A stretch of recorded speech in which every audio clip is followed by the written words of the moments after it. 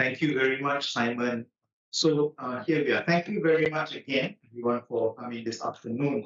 Let me immediately jump into the presentation. So today I would like to talk about, or rather share some working thoughts on the matter of looking at Southeast Asia's Islamic art and architecture in a way that tries to find negotiation points between different labels,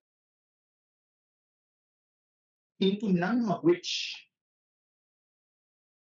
something we might want to call Malay art quite fits. I will, of course, explain this. So this is quite an interesting predicament that if we talk about Malay art in a lot of the existing frameworks that are used in survey texts for world art, architecture, or in museum curatorial frameworks, you find that Malay art has no position in it or is somewhat in limbo.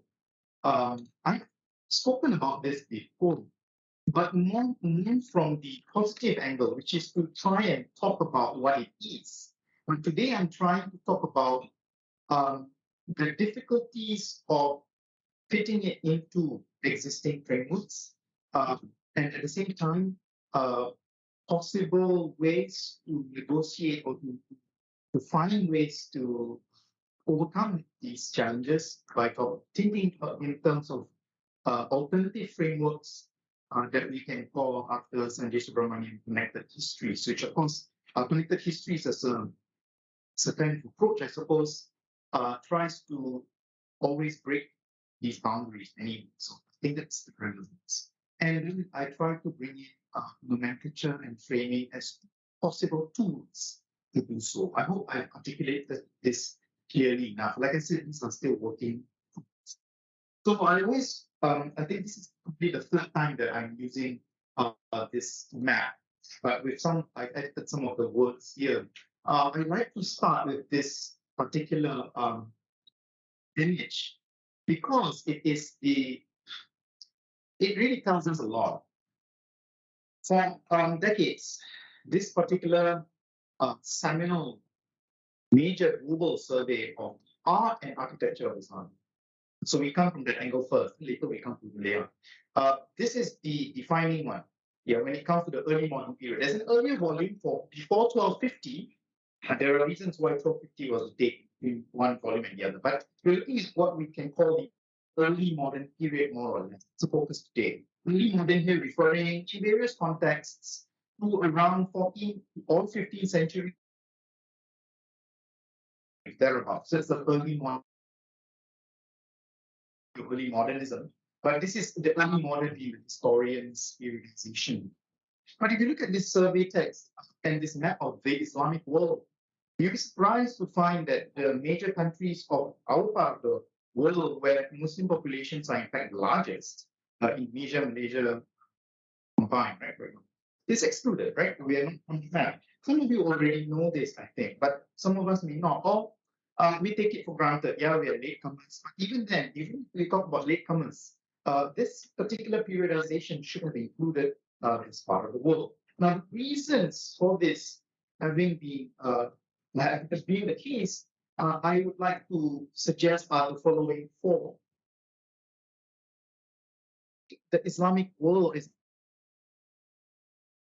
the way Islamic art or the Islamic world, if you like, has been framed, or what's included, what's omitted in this whole survey framing, has to do with these four. First, the rulers are not part of that web of Arab, Persian, Turkic dynastic affiliates or relations, conquest, and other instances of connections.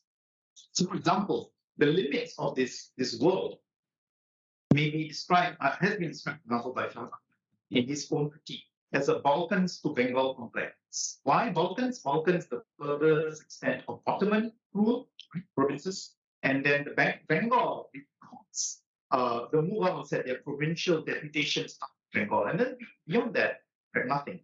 And then the other one, material technical, vernacular construction in certain regions, such as southern Arabia and then southern coastal India, the vernacular construction there is beyond the Arab Persian canon and it's furthest encountered. So it's just left out. The third reason for this bias is geographic and economic. Interestingly, we at this part of the world is very much involved in maritime trade. Now, maritime trade in the Indian Ocean world is outside this survey of Islamic art and architecture. Very interesting. Because most of the Indian Ocean world was beyond the imperial land control of the major Islamic empires. And then finally, the disciplinary gaze of the archaeology and art history of the Oriental world in the earlier framework basically does not include this part of the world in their imagination in Islamic. And another text to refer to, there are many we can refer to, but I like to use Richard Eaton's Indo-Muslim Traditions from 100 to 1750, not only because it coincides with the time period we're interested in, but also because it comes closest to our part of the world, right? Indo-Muslim, even in the Indo-Muslim tradition, you can think of it in terms of an axis. So Richard Eaton refers to a Perso-Islamic cultural axis, or if you like, the Persianate world in South Asia, and the axis is quite interesting the way he's drawn it. And there's a long quote here that I won't have time to, but it's interesting because then kind of outside, right? Perso-Islamic cultural axis. Kashmir, Bengal, and of course these two coasts, Malabar, and Mapar. So these areas are of vernacular styles. He talks about how there are nevertheless structural similarities with mosque architecture elsewhere in the Islamic world, but that besides these, he says, is very different. The architectural characteristics of these four regions beyond Perso-Islamic are so different that it's what he calls accommodation styles. Now, there are actually a lot of similarities across from these excluded regions with the, maybe you can call it the canonical, than what has been mentioned here. And that's one of the things I the to include these examples from, let's say, the vernacular accommodation with local styles, as you could say, accommodation with local styles, vernacular style, that has more in common with other structures in that locality than anything outside the region. There are more connection points with the canonical Islamic architecture and art than what has been listed here. So that's one of the things. The other thing to maybe think about is that there are other possible webs of connections in the excluded regions of Islamic art and architecture survey than their isolation. So, the idea here that Richard talks about is that there's more in common with its locality than anywhere else. And maybe this might need some revision. It has a lot of resonances across the ocean. So it's more maritime. So that's something that maybe I'm still working on, and we can think of it as translocal. So within our complex archipelago region, there are also translocal frames of analysis. So when you talk about Peninsular Malay, for example, it cannot be seen in isolation from just across the straits to Sumatra, or for example Aceh, or across the sea, Natuna Sea to coastal Borneo, coastal Kalimantan, or of course to Java.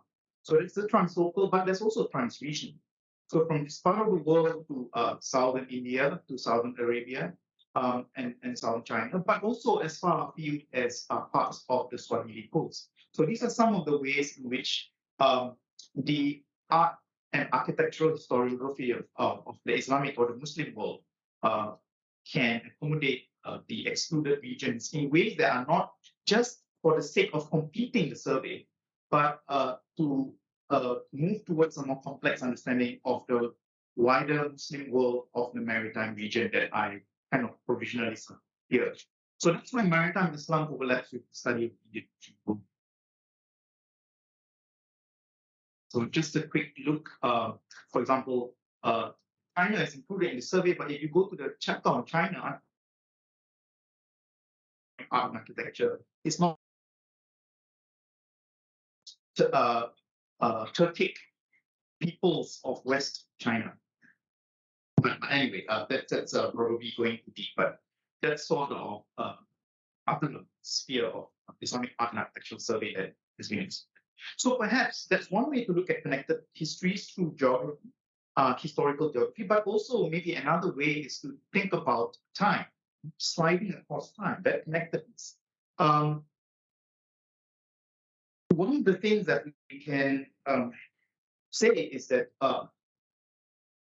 when we look at the surveys of Malay and many countries, Malaysia, nationalist framing for the narrative of Islamic art here is very much, if it's Malay Islamic art, it's national frame. Now looks the peninsula. So there's not so much talk about the translocal connections. And at the moment, the kind of historical developing if you look at the texts that are emerging as well as collections that are being massed and texts that are being used, you see a clustering, at least in Sri Lanka, that's what's developing. It's quite interesting and exciting. And we can see these as one part of a variety of education from today, either looking at attempting to continue the practice. So in the case of the so-called Lankasuka art, if you go to Terengganu and particularly Kelantan, you have ateliers or studios where artisans themselves, practitioners, they're trying to document, they painstakingly collected it. So for example, the late Nick Rashidin at Academy Nick Rashidin, the museum, right, painstakingly amassing just to put together something that he then calls Lankasuka. And his wife, of course, has written about the Lankasuka motif, supported by Annabelle Day Gallup from the manuscript illumination point of view. So that's something I'm talking about that. So these are what I would like to call invocations. So it's just kind of moving back into the past to bring it forward again, something like that. But and then trying to come up with nomenclature. Whether we agree it's called Lankasuka or not, that's something to be discussed separately. But here, we see people trying to develop a nomenclature where none existed before, set of teams. So that's to me quite interesting to observe. So this is where I'm talking about the time, right? So continued practice is one, practitioner discourses is another, and then how it's invoked.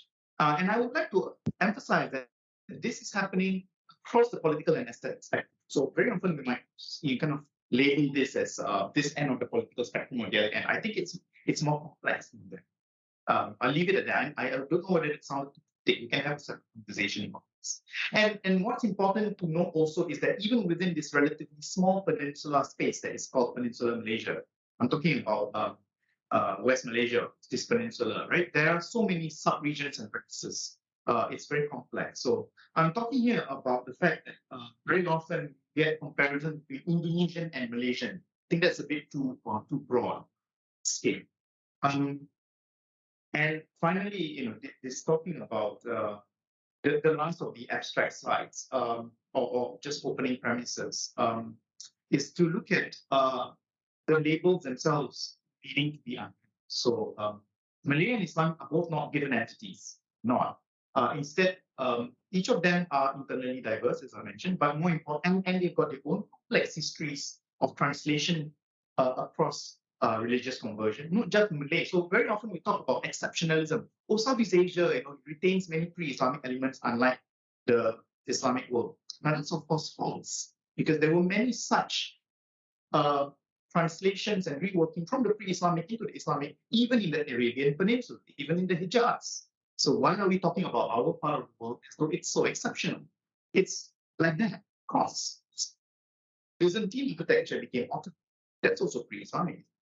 Or for that matter, church architecture, translated pagan or pre-Christian. Pagan is of course a loaded term here, but pre-Christian architecture, religious architecture. So so we need to move beyond that. But then Islamic as well is not a given entity, as you know. So instead of talking about it as a given entity or fixing it, we talk about continuing practices of interaction and negotiation that are still ongoing today.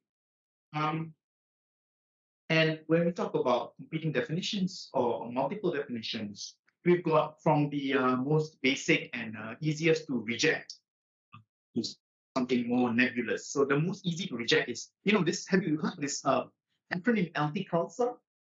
Yeah, it's the old way of defining Islamic. Any of you heard LT-CALSA before? That's what the Metropolitan Museum in New York uses to replace the whole name Islamic Art Gallery because they felt it was too limiting. So they wanted to be more specific. LT-CALSA refers to Arab lands, Turkey, Iran, Central Asia, and later South Asia. Can you believe that? So this is what the map uses to name its Islamic Art Gallery, to qualify that it doesn't cover the entire Muslim world. In a way, it's good because it's signaling it's not the entire Muslim world, right? It's actually ALPIC. It's quite interesting. But they recognize, therefore, that the whole framework of Islamic art is very geographically delimited. It's very limiting, right? Arab lands, Turkey, Iran, Central Asia, and later South Asia. So how about us? What do we call ours? Why is it later South Asia? They're qualified. Earlier South Asia is different, right? Than later South Asia. Earlier South Asia. So the later South Asia to me is the most interesting tripping point there, because there's a later. But you might as well call it later Iran as well. Or later Arabia as well. Or later, what's going on? You see, there's a kind of ambivalence here about how to put things. Very interesting. Anyway, so geographically, perhaps you can even say temporally limited as well with that later South Asia.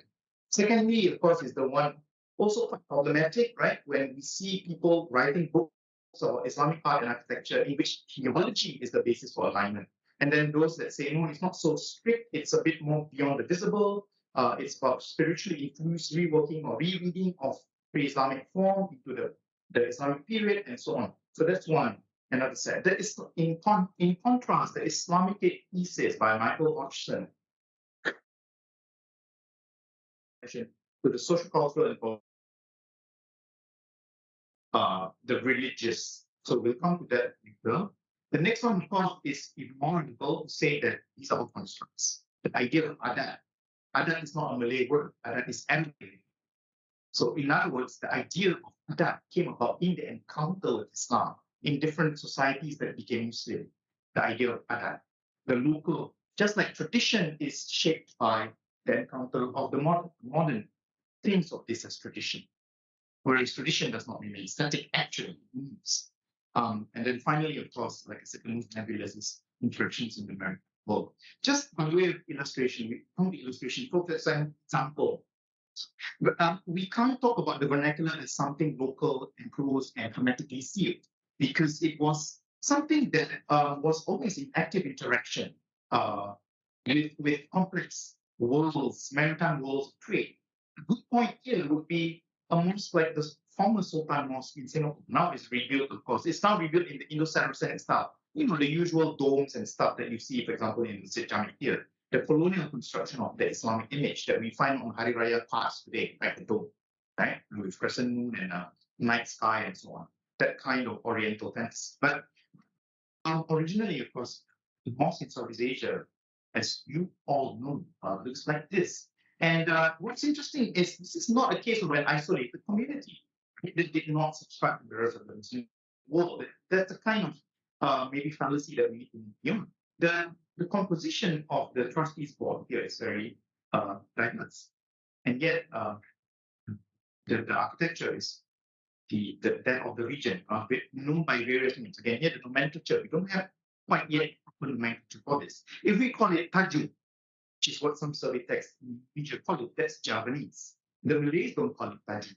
They call it Tangkuk or other terms. So again, the terms here, the nomenclature here signals a lot about how we approach this subject.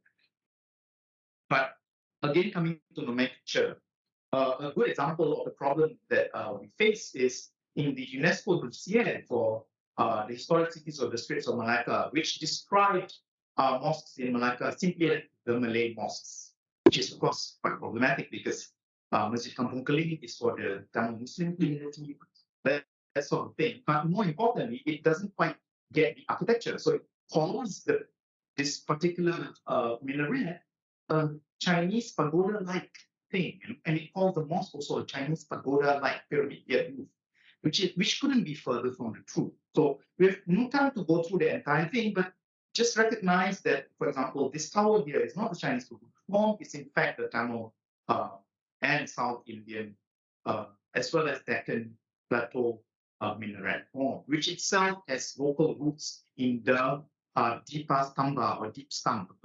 The light niches that you see, the little niches, those are for candles. So it's a kind of Deepa. You know, Deepa means the oil lamp, right? Deepa Stamba. Stamba means the tower. So it's a complex form, but in this part of the world, we misrecognize it as a Chinese pagoda. I think it's aided, the misunderstanding is aided by the fact that Malay roof ornament like this, today we understand it as Chinese, right? We see this little thing in air, oh, it's Chinese, but it's Malay. It's something the Malays invented in the encounter with the Indic, which did not exist in India. So very complicated. This one here, we're talking Selur Bakung or Serum Bayung, it has many different names. But the other way to, of course, look at it, this is Kampung Mosque is not just the Chulia of South Indian connection, but also the Hadramaut or Southern Arabian connection. I mean, these are cognate forms. I'm not saying they're exactly the same because they went through changes in forms. This is the closest to what we understand in Goa, the closest to what we get. This is not the best example. This image here from my realize you can't see my person, unfortunately. I'm showing you the image on the left, the one in Hadramaut. Cursor doesn't appear, but that it does not show the crenellations that you see in the more beautiful image from Ampang Bogor. That one shows you the crenellations. Between this and the example in Kampung Bulu are many different intervening elements that come in. The primary element of the tapered cylindrical or octagonal profile, however, remains, as well as the loggia at the top and the spiral staircase inside. So these are some of the typological characteristics of the Hadrami, or rather the generally South Arabian minaret. So how to position, we're not here to go into detail about this, but rather by way of illustration, the kinds of complex interactions that the vernacular has. So I'm kind of qualifying what Richard Eaton's statement made earlier. Remember the statement of Richard Eaton that the vernacular has more in common with something local rather than elsewhere. It needs to be qualified. The vernacular need not be so insulated. It has these complex connections across the maritime Muslim world, in this case with southern India as well as southern Arabia. That point comes across. At the same time, there are other complex directions and elements that give you examples like the Kampung Buyong Mosque and Tanjung Keling Mosque that we can talk about here. And of course, the local Malay element, this particular roof form and this mustoko, right? See the summit ornament here. This sort of thing does not feature in Arabia or in southern Tamil coast. So more examples. So that's one way to kind of rethink our approach towards the vernacular, because very often the vernacular is talked about as something with no history, ahistorical. It doesn't develop from time. It's something that has been like that since time immemorial, like the essential characteristics. No, but it very you can construct histories of the development of the vernacular, how it changed across time, particularly when we have visual or other forms of record of it. So, for instance, on temple reliefs, you get depictions of some of these forms that you can compare with still existing vernacular forms today. So this here is, if you are aware, again, I'm sorry, my cursor, I keep saying this because I use my cursor, but you can't see it. And You want to close it up and yeah, how do we it's, I think, probably helps with understanding this. Okay. So move the cursor over. Okay. That means I have to, yeah. Okay, so I was talking about this. So, for example, this is the Kalobata Sibaya house, which today is also seen in some mosques in Minangkabau. So the Batak and Minangkabau are, of course, geographical neighbors in Sumatra. And that one particular mosque in among the Minangkabau is this home here that you see among the Kalobata. And then here is a form of the tiered roof building that you find temple reliefs. And here is another one of this particular form that you find on mosques elsewhere, for example, in Patani as well as in Minangkabau. So we are looking here at how vernacular architecture was used and in slightly modified forms for different contexts. So here, in this context here that we are looking at, here it is a kind of building preceding the temple front vestibule. Before you get to the Garbhagriha or the whole temple, it's in Java, Java in 9th century Java. So that these vernacular forms had a vital development and role in the Indic or Indo-Buddhist period in Java. And so the map accompanying this is just to remind us that very often we neglect the Western Malay, Polynesian, or Australian connections of architecture that we look at in the Indic period, as well as the Islamic period. So the first site that we looked at earlier was survey text, and the second site that we can look at in teaching the use of nomenclature and framing could be that of the museum and curatorial framing. Right? It's a site of how things are recontextualized, because, like it or not, it is a modern endeavor to take objects and construct stories out of that. And it's basically a fashioning of identity, of self, of the nation, if you like, whichever. The hierarchies of values are set up in the museum. These are known things. I'm not stating anything out of the ordinary here, but I think it pays for us to foreground this because then we see the labels used in museums not again as a given, but as something that is in need of further negotiation and rethinking. Very often we just take it as, oh, this is what the museum says, let's complete down. Or how we teach it, rather. Also, talking here about teaching, how do we teach using museums, right? Very often we just ask the students, okay, go and copy down what's in the museum label, that's it. And then you pass out. Maybe it could be, we could teach it differently. It's still in the process of reconstruct, right? It's an object-centered articulation of culture and civilization, national identity, or other nationalist or whatever kind of identity, regional separatist identity, and so on. So all sorts of different articulations are taking place through the medium of the museum, and therefore the labels as well as the framing. And so we can compare across different museums just to kind of look at this point. The national museums of our respective countries, ethnic heritage centers in Singapore, a very interesting site, and so on. Right? You've got the good thing about Malaysia and Indonesia is also in private and provincial museums, which are themselves very interesting sites to talk about that. And of course, you have the University Museum. I mean, the University Museum is an interesting thing. What is it? What is it trying? What is its role? Is it only pedagogic, or was it also part of the colonial, post-colonial, or even maybe these two terms are not even accurate? Because what do you call somebody like people behind University of Malaya's Museum of Asian Art? Or were they colonial, post-colonial? They straddle both.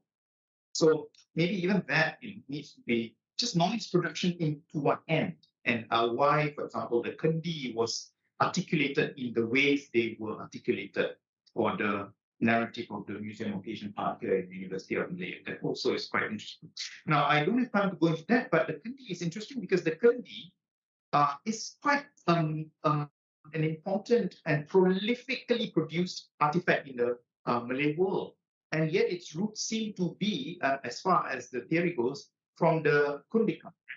But the form that it takes here is very different from the Kundika. That much is acknowledged. In fact, it's even called the reverse way. The Kundika, you're supposed to drink through the stem and you pour through the side. But in the Malay world, it's the reverse. We through the straight spout and we drink through the slanted spout. So it's the reverse, and the name is not Kundika anymore. Right? It's Hindi. So it's really interesting in that sense. Not used for both. There are so many different points of interest. And for me, the last point of interest is the confusion we often see between the Hindi, which is Indic, and the Cherry, which is Islamic. Very often the two are interchanged. Actually, they're not the same at all. They're very different. So there's at some point in time, people forgot and just saw this as another Cherry, saw the Cherry as a kind of Hindi. You see it being used like that. It's quite strange. So even the missing nomenclature distinction is quite fascinating. But anyway, I talked about museums. So I kind of mentioned horticulture earlier, and here we are coming to the point about how it still excludes much of the Muslim world, especially the Southern Maritime regions.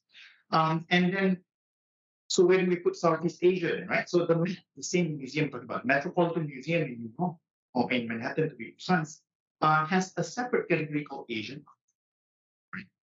So Islamic became renamed horticulture, and then Asian art is now is 6 major cultural traditions according to the map. Now, why am I using the map? Because very often in art history surveys, the Metropolitan Museum's catalog is any collection is used as one of the definitive reference points. So just to contextualize this.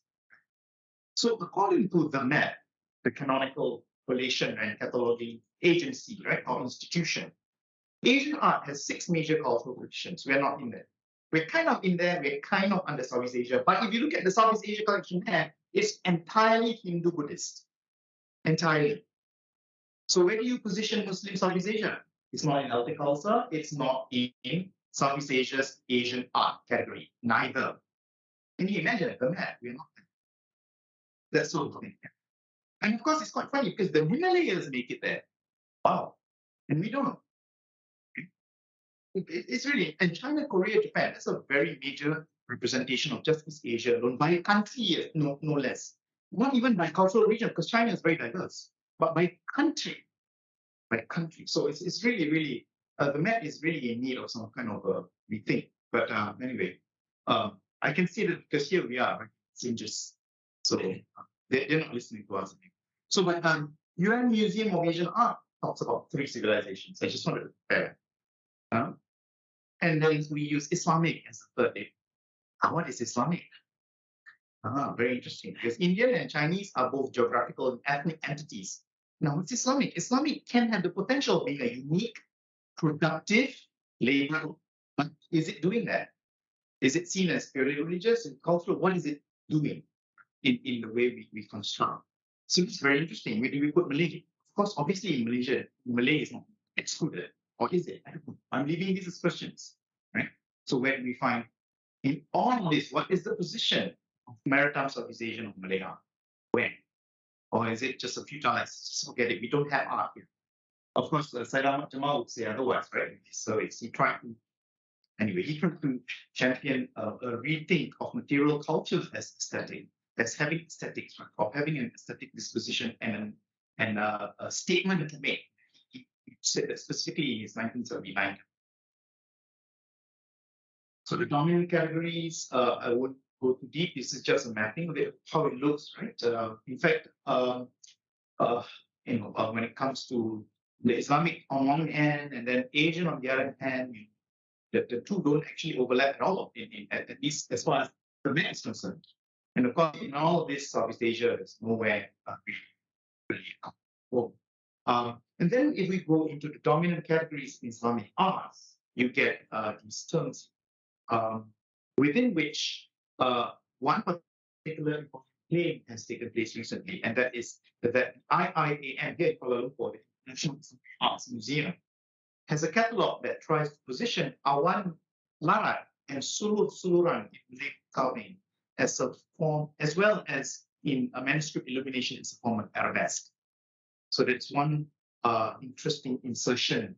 On the other hand, you have the role of Australia, in this case specifically Adelaide's Art Gallery of South Australia, AGSA, Dr. James Bennett, putting the arts of Java and other parts of Indonesia into the map of Islamic art, if you like. But the kind of basis for this, to me, is within the wider historiography of Islamic art. It's still something that we need to further discuss, I think. Right now, there is a bit of, most of it is based on the idea of the translation and reworking and rereading of meaning, mainly. Meaning. The rereading of meaning and the changes to narrative or modifications to narrative. Most of it, therefore, is spoken for, both integral to the arts itself. So, for example, the tale of Dewa Ruchi in the Wayang cycle, or as constructed by art history interlocutors separately from the form of art being discussed. So that's another thing to observe and watch, I suppose. This current curatorial and catastrophic text reframing in the context of Indonesia's Islamic art, very much Java-centered, but it's expanding beyond it. And within that, we can find you can find here, quite interestingly, within the largely Java-centered catalogs, there are, of course, examples from elsewhere. For example, this Keris here is, in fact, South Sulawesi. Okay. The Keris here is from South Sulawesi, so it's a Bugis race.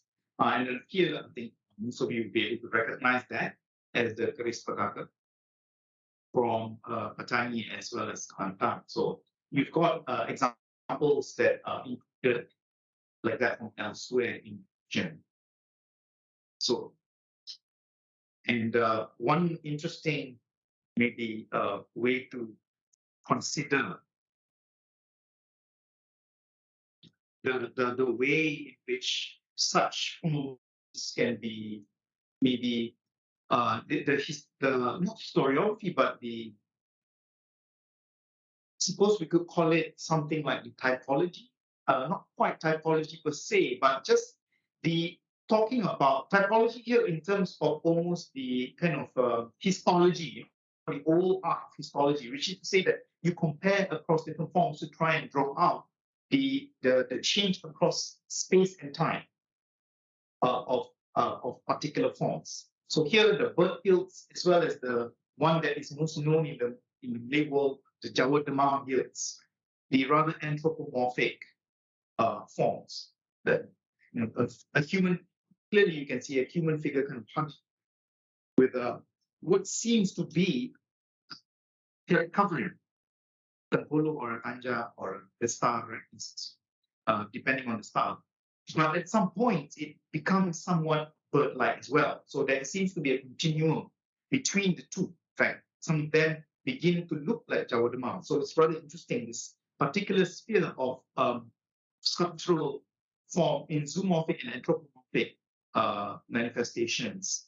And how, when we include it in a survey of Islamic art, I think my point here is that we risk losing that kind of discussion, because then we are more interested in how to articulate these forms as part of a discourse on Islamic art, rather than to look at it on its own terms. So there is that risk there. So it's good that it's included in terms of talking about Islamic art and civilization. So that's great, because we are trying to say that we are part of the gang, right?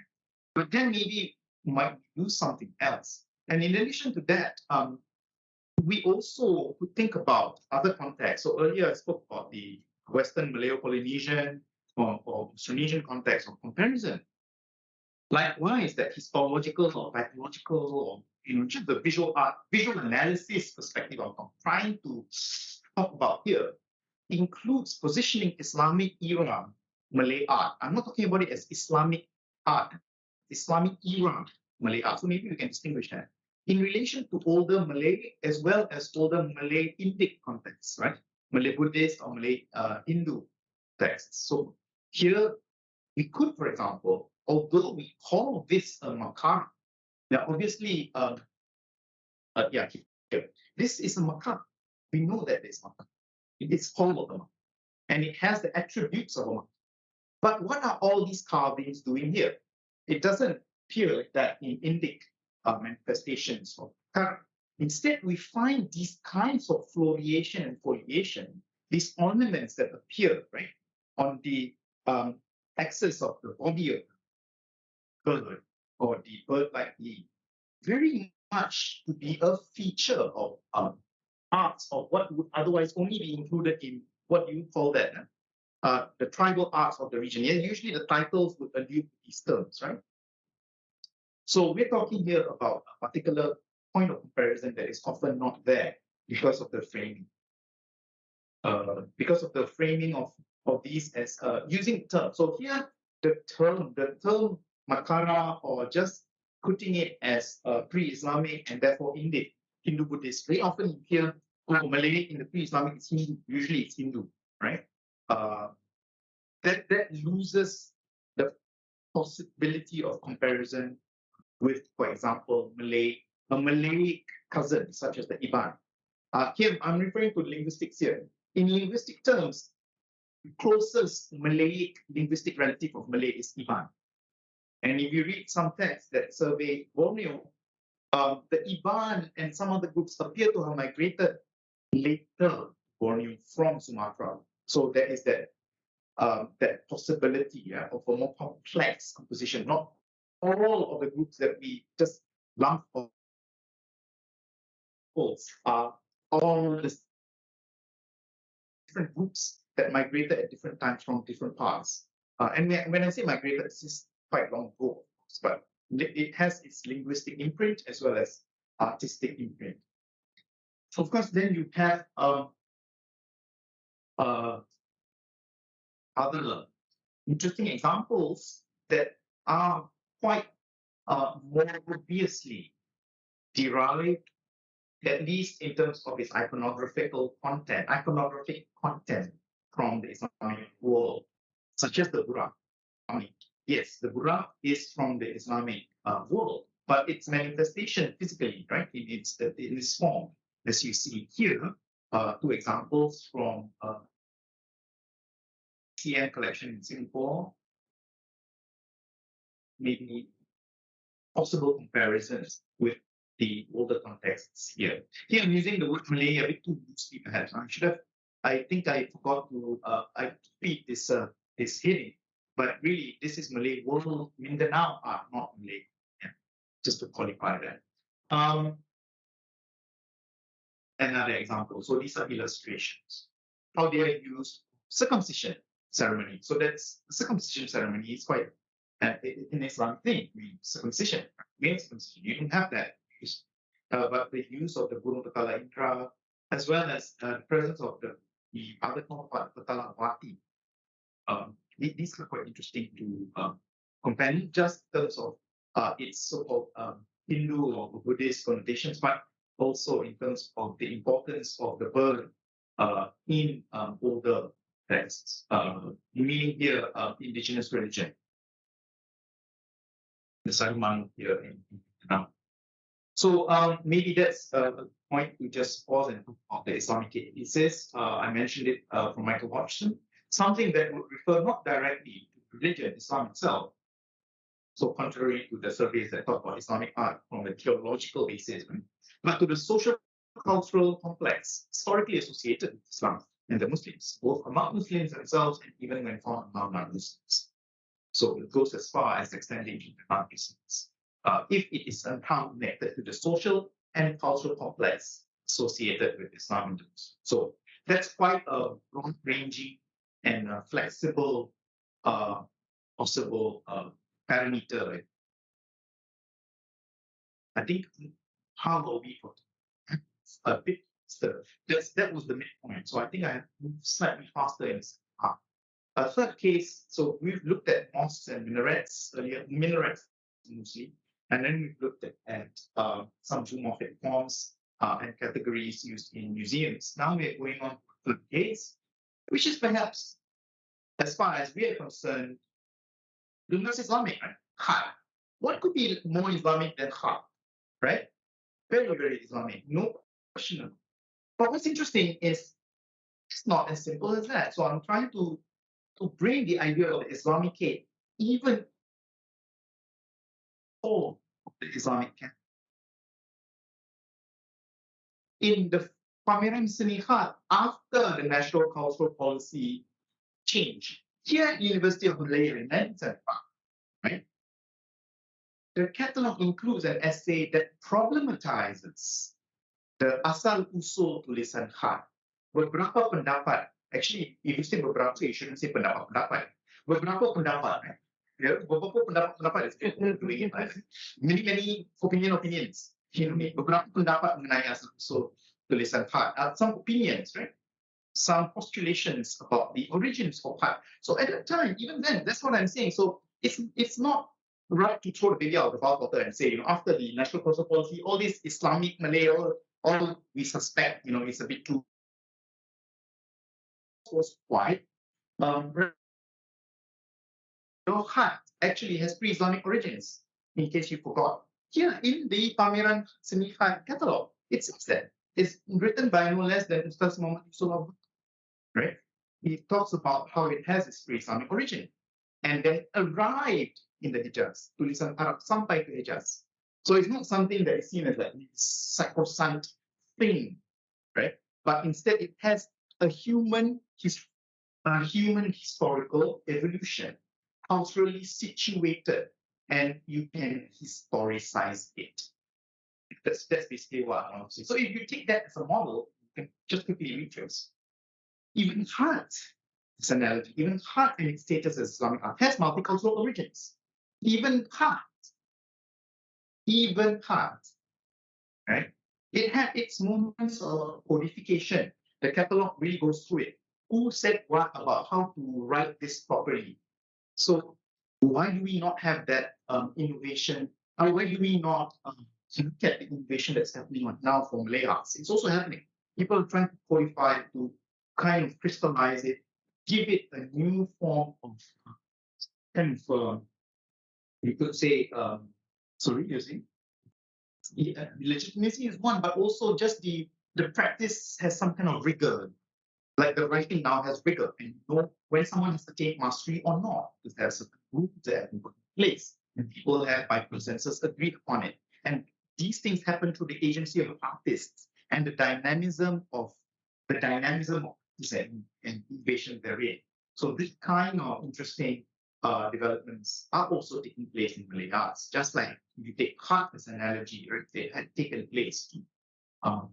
Anyway, I think I should just move quickly forward because there's a lot to be said, but maybe see now. So the 1975 catalog includes a section on tulisan Jawi. Right? It's a bit difficult. They just make it up. It's kind of superimposed upon an imprinted image of the famous Trengganu stone at tulisan Jawi. But in subsequent catalogs, surprisingly, the section on tulisan Jawi disappeared.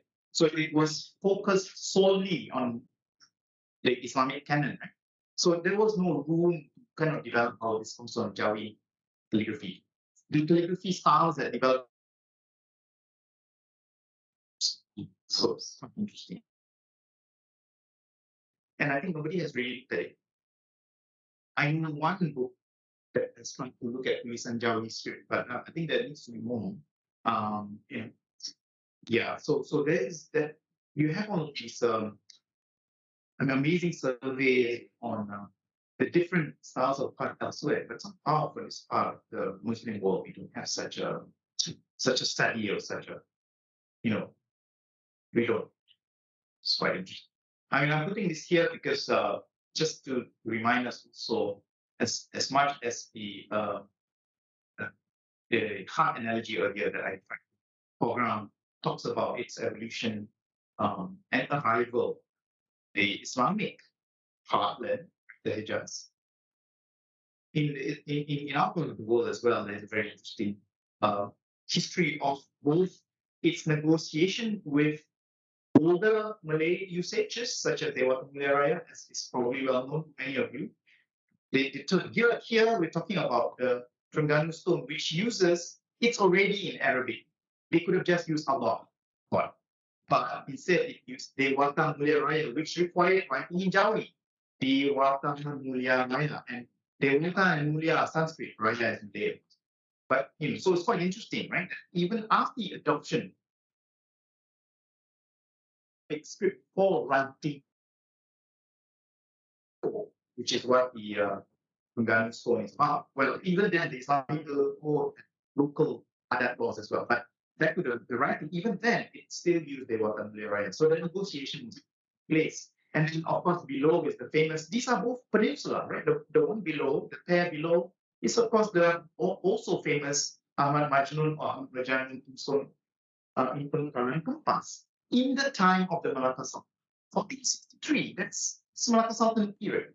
People were still writing in Kawi. So, and across, like I said, so we can't just look at our side. It's not just a peninsular thing. Across the straits, people were also still using Kawi script. Just like in Pengkalan Kempas on the peninsula, people across the straits at Minyak in Pasar, Aceh, they were also still using this in combination with Arabic script for Greek. But of course, somehow, that kind of complexity, we don't have it yet codified into the way we talk about the Khat or Arabic script in layouts. We tend to see it purely just kind of a religious piety or kind of a more simplified narrative rather than talk about the interesting cultural. So the cultural histories embedded in it. We tend to pick Khat, especially Quranic verses, as a way to say, look, we also have Islamic art in this part, rather than to see it as a larger form of art involving writing, just religiously or writing, the history of writing. So that's something that I find a bit missing. And of course, there's a lot more to the Khat than just Quranic context and piety. There's also the aesthetics of forming into zoomorphic calligraphy. This, of course, in common the rest of the Islamic world, so it's not unique to the Islamic world. But how in this part of the world, it's also embedded into wood carving as such, as seen in this magnificent panel that, by the way, is in the Museum of Asian Art collection. They have it on the online catalog, which I'm very happy about. But also that it was, as I mentioned earlier, the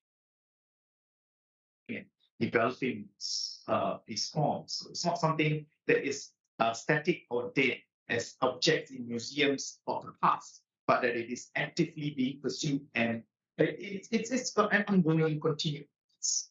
I just want to share that when I teach this, I have a very difficult position teaching these not teaching, but maybe just teaching. I wouldn't really call it teaching these methods at NUS because we don't have a Faculty of Creative Arts like the University of Malaya has. What we have instead is a Malay Studies department, which is primarily sociologically oriented. So then, interesting though, because I get comments like, museums tend to always focus on just old things of the past. It doesn't seem to engage the present and people's struggles there. Right? So something like this, right, where we talk about museums as sites that are active. Now, of course, we're moving in that direction, but museums not just as sites of artifacts in the past, but of ongoing practices. I think that's really quite important. And just instead of just another anonymous, it's really. But anyway, back to this, there are other examples such as the use of amulets or rather calligraphy for amulets. In the case of the Pending or ballot here, again in the collection here, Museum of Asian Art. These are all possible sites to further develop the discussion. And then the fourth case, before we end on a very short note on the fifth case. So the fourth case is what I mentioned earlier, the inclusion I suppose, of or reframing of the Suluran, vine scrolls, and Awalara or meandering cloud motif. These are very poetic names for the kinds of sinuous foliate motifs in Malay art: wood carving, illumination, metalwork, filigree, all sorts. Right? So it's a very dominant, so dominant in fact as a form of art that this cognate term exists across different Muslim groups. So Mindanao Ukir, right? Javanese Ukir, Wukir, Malay Ukir, carve. So basically, if you go to Mindanao Ukir means these motifs, this range of motifs, right? So I could edit there, Awangaran / Ukir with an L. But this is quite interesting. I just want us to kind of think together about patterns we try to assimilate or juxtapose or just position this next to the arabesque. What happens when we do that? I'm asking this because two short chapters in the catalogue produced by IMM for Islamic Art use this juxtaposition, or just uses the label. The arabesque in Malay wood carvings and architecture by Dr. Zmairan from IIUM. And the well-known, of course, Dr. Annabel T. Gallup's chapter on Awan meandering cloud, arabesque in Malay manuscript. Now, this is, I think, a frontier or new development in how we talk about this, right? What happens when we do that? I reproduced the entire page because what there is some kind of commentary and for just among scholars as well, but even for just as a point of discussion, what are the what do we gain and what do we lose by doing so, right? That's why I say the thing Malay and Islamic is not a given association, and it's still on, and it's happening in discursive terms as well. It's written, but maybe nobody notices something. It's just somehow we're not our radar is not picking up these things as much as I wish we collectively would. That maybe I hope that comes across. As a friendly. Here I'm talking about it in a friendly gesture way, not saying that we need to do this in some kind of a regimented way, but that we need to have a community maybe of discourse about these things, right? And see it more actively rather than take it as Malays is not Islamic. What else do you want? Well, it is what it is. Maybe not so easy. For example, we take this. I mean, there's so many elements in here. You've got the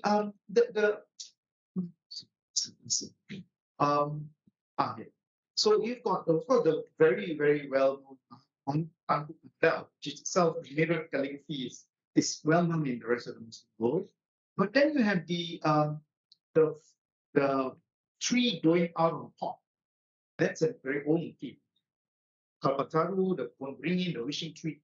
You have the Macan Ali, you have so many elements, and yet it's produced quite recently by Haji Muhammad bin Haji Idris. So it bears discussion how much this inventory of terms, of motifs, are actively still being recalled and used, actively being used, and actively being marshaled together by Kafu.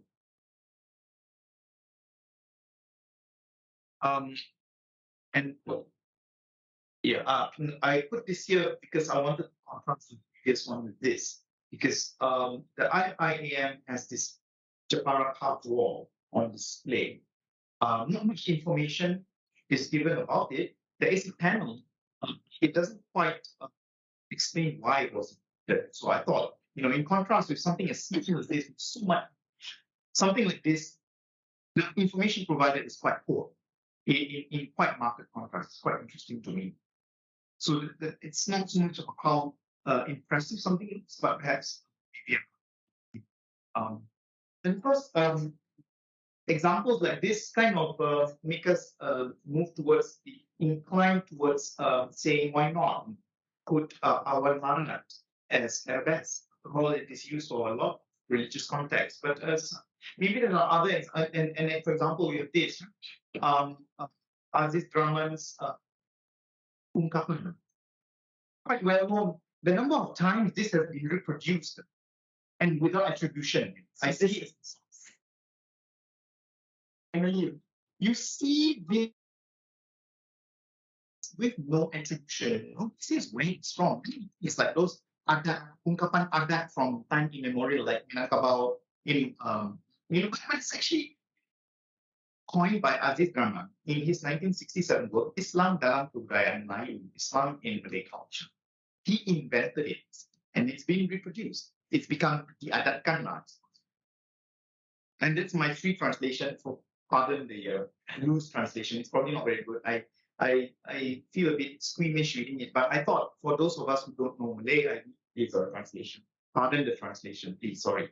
And I want to give a caveat. The Aziz Rahman original did not use Malinka. Malinka is used in the survey text. Aziz Rahman's one uses Perlega. But I kind of like Malinka. Malinka is a different station than Perlega. Perlega is just being around in a bigger space.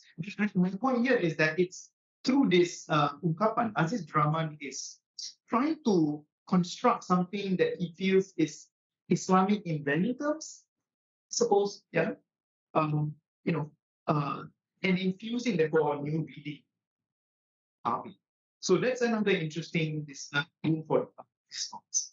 But at the same time, that's where coming back to literature might give us other clues that might dispute some of this reframing. Not dispute, maybe dispute is too strong a word, but complicated. Yeah. Just looking at the terms used for bunga ukir, there's so many clues there, so many clues about complexity of what the carvers, the practitioners themselves perceive to be origins, quote unquote, of certain motifs. Not just this, but many others. Sometimes you can read it into the form like this, the wishing tree, the kalpataru. Very obviously, the pot is reproduced across centuries. People are still reproducing the image of the pot.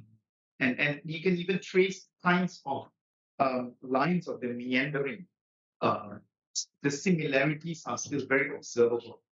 The idea of the pohon beringin also occurs in other contexts, such as the pohon beringin on this kayon, or it can be called Javanese. Kayon here being kayuan. And I earlier said, I asked what might be lost if we put the Arabesque terms of as the reframing or the new framing for Awan Lara Seluruhan, and that is all the history such as this, Ayam Berlaga. I leave it as that, how you might want to read, where you might reference Ayam Berlaga. And then a very evocative name, Maharshi. The Rishi, of course, is the wandering ascetic, right? In the old Javanese and Malay tradition of Shaivism. But it's called Maharshi, this carving form, on Istana Amptinggi, Seremban. So this carving motif preserves in its very name and form the I mentioned earlier the nomenclature, the various names that we can see. Down Dewa, Melayu, and Kelopak Dewa, Kelopak Maya, and so on. So these are all, and they're all still being used. There is a 6th century claim which I find remarkable. I still have not gotten to the bottom of this claim. Where exactly is the basis of the 6th century claim? Dewa, it's very interesting. Perhaps a particular artifact that was as the kind of early form that later developed into what is today called Dewa. But these are possible sources for looking at the trans-local as well as historical trajectories of these forms that otherwise are just seen as tradition. I'll just quickly go through the next few, the pohon beringin context in which you can see it. For example, on the back of the throne of the Sultan of Perak, here it is. They are very, very clear. You can see the pot as well as the foliate forms. You can see it quite clearly there. And of course, calling it Seluruhan somehow is not quite squaring with the fact that we can very, very clearly see the resonances of these two forms with this particular Kalamakara arch, including the triangular interface. In this case, very, very clear that this is Kalamakara. I've heard of people disputing it and saying, why does everything be called Kalamakara? This is not Kalamakara.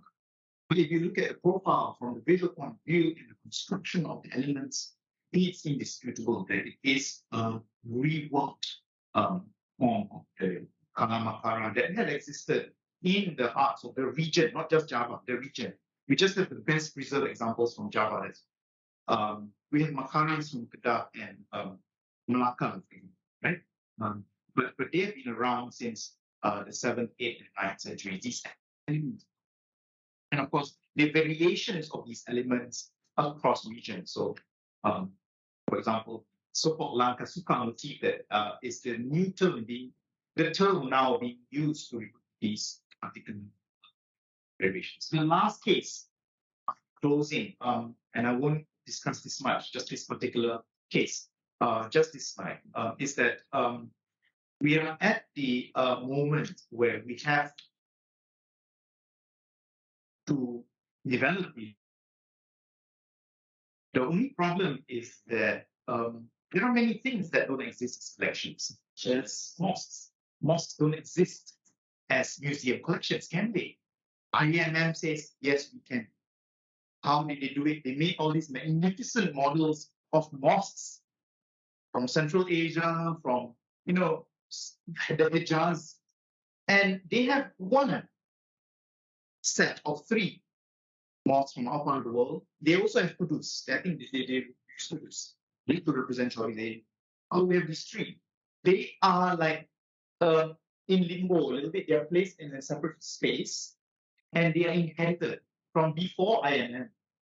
I was requested to write something about using these models as basis for the coming Capcom. But and I requested for whether we had information on the context production of these models. What were they used for? Was it for Ministry of Culture, something? What? No information. Unfortunately, information is lost. So we will forever not know how and why and when. Maybe I'm wrong. Maybe they will finally find an inventory somewhere, a book that says this is from 1976 or something like that. But for now, we don't. So I want to close on this because the voice of the peninsula in this case is very important. A lot of the surveys skip the peninsula or just put it in as when it comes to Southeast Asia, because most of it is Java. So the peninsula has an important role to kind of shape it up a little bit. And IMM so much money. The potential that the role that it can play in extending our understanding of the region. Anyway, that's that. I won't go through this much, but maybe this is a bit too wordy, but maybe just to quickly recap that what we understand is, I think might be a productive term to revisit, but not in the conservative way it's used. Maybe the one that assumes Adat is since time immemorial, but instead to see Adat in active negotiation with the Islamic all the time. And it is constructed, in fact, in the encounter, and that it is complex with multiple races. So maybe something that to how do we rehabilitate the term Adat in a way that is active, not static. And in a way, this pays tribute to the way Syed Ahmad so he didn't use the Adat. He used 2 Sanskrit terms, Rupa and Jiwa.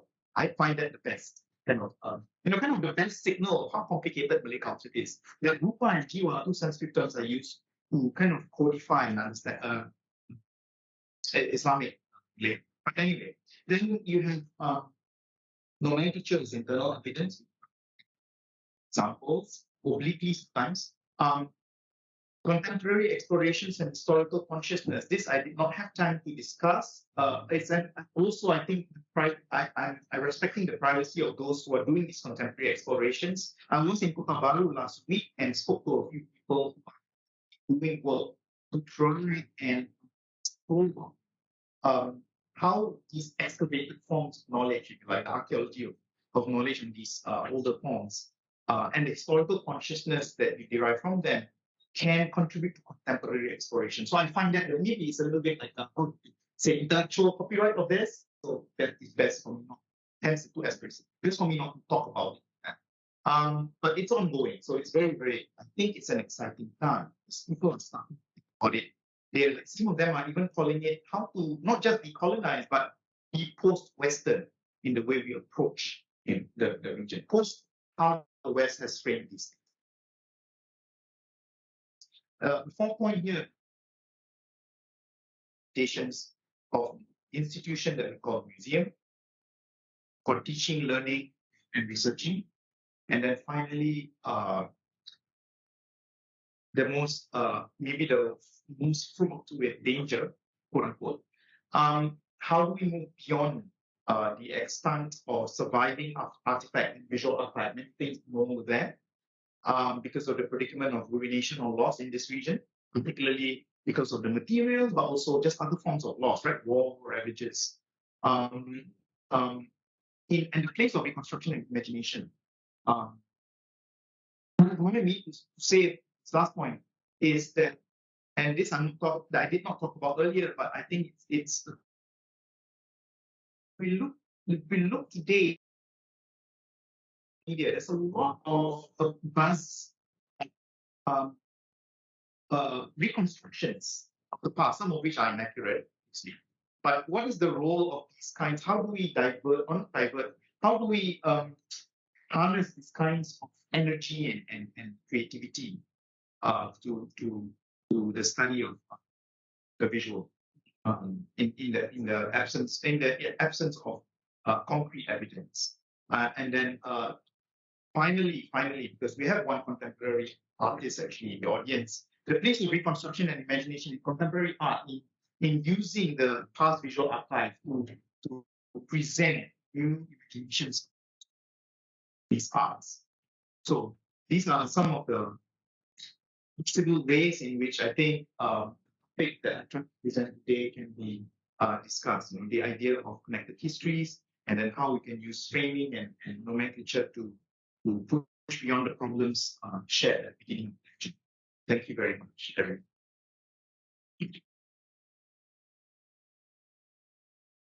Thank you, Imran, for a really wonderful talk. So rich. I think maybe what we can end with is not the terima kasih slide, but the slide before, so that we have this on screen. For everyone, let's like the terima kasih slide is also very beautiful. Take home is also like these 6 concluding thoughts that all of us can sort of chew and mull over a bit as we prepare for the question and answer sort of like session. And I really like these concluding thoughts of yours really exemplify perhaps the generosity and the sensitivity to really what I would consider as a very robust, vibrant field of study that is not limited to an undertaking. Right? You're actually sort of like extending, at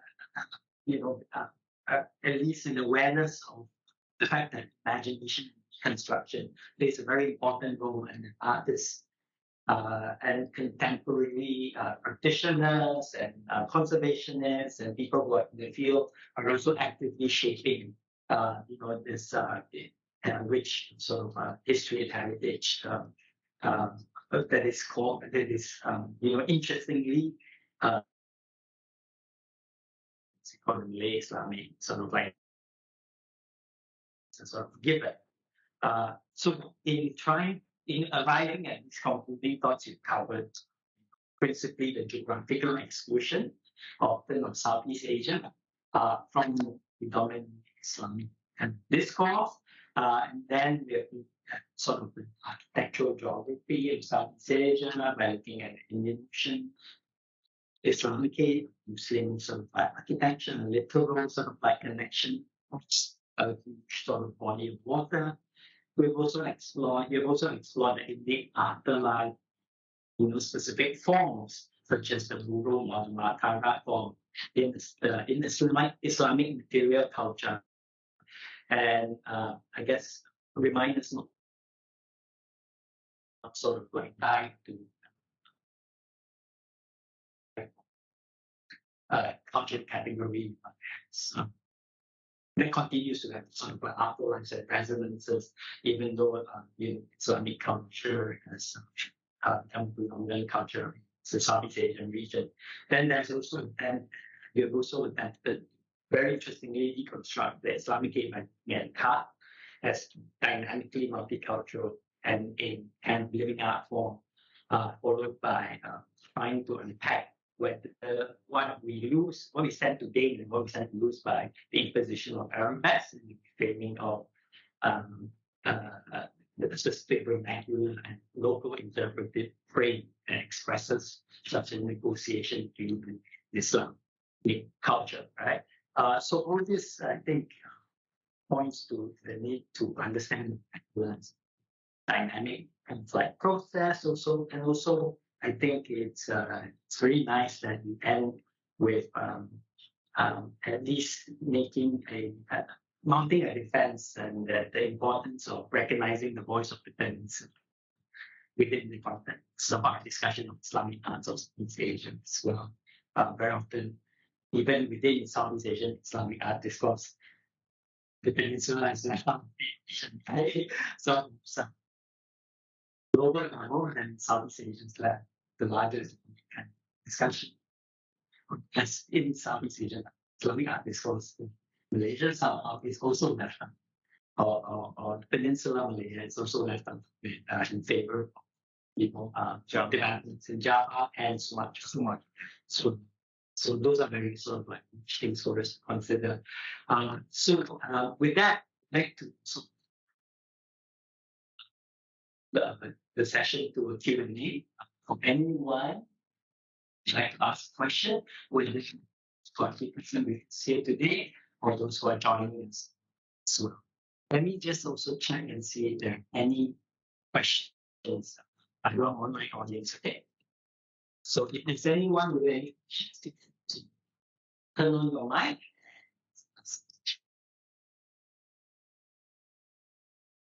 Okay. Selena, just no questions here. Sure, feel free. Can you introduce yourself and the question? The multicultural knowledge of culture which nationalities. Okay, so thank you. That was a very open thing you're asking. Could you repeat that the statement? Because I found it very open-ended. Maybe there's something I missed. The culture